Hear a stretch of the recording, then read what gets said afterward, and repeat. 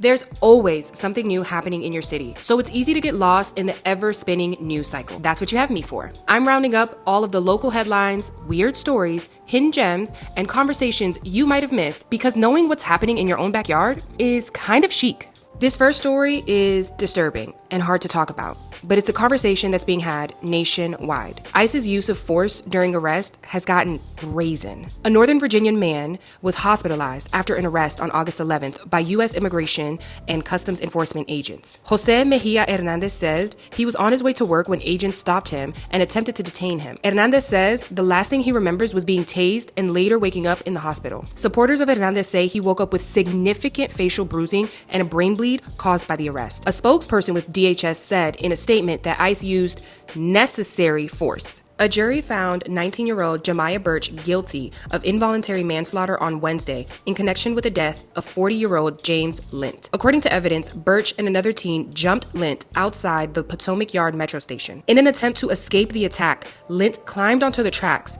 but was sadly hit by a departing train. He was taken to a local hospital where he later died from his injuries. The other teen involved in the attack was already found guilty of involuntary manslaughter by a juvenile court judge. Birch is scheduled to be sentenced on November 5th. The family of late Chuck Brown is busting loose from the district's Chuck Brown Day.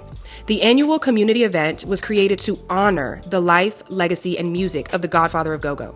But now the family is saying they're no longer supporting the event. In a statement released ahead of Saturday's event, the family said, after 3 years of being marginalized in both the planning process and the overall direction of the event, we no longer believe the event reflects the level of collaboration, respect, and stewardship that Chuck Brown's legacy deserves. DC's Department of Parks and Recreation hosts the event every year and says it's an opportunity for the city to come together, celebrate cultural legacy, and honor the man who helped shape go-go music. The celebration will still move forward and is being held at Fort DuPont Park on Saturday, August 22nd. Gates open up at 11 a.m. and music starts at 2 p.m. Restaurants across the region have been faced with different challenges all week. Michelin-starred Latin restaurant Mita is facing eviction over unpaid rent. According to the lawsuit, the restaurant owes over $180,000 in back rent and utilities.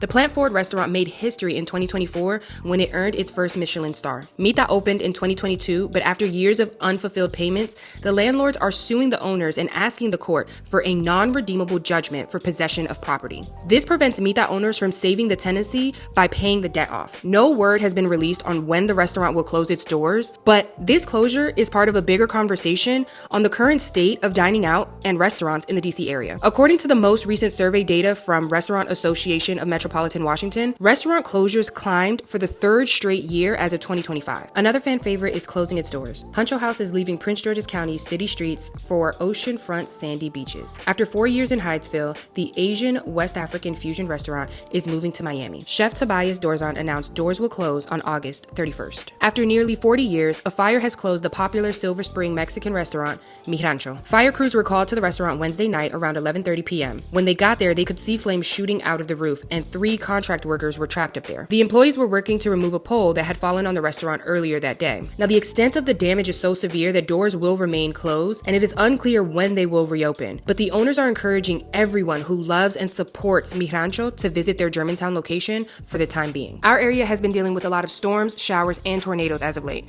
but our weather team has you covered.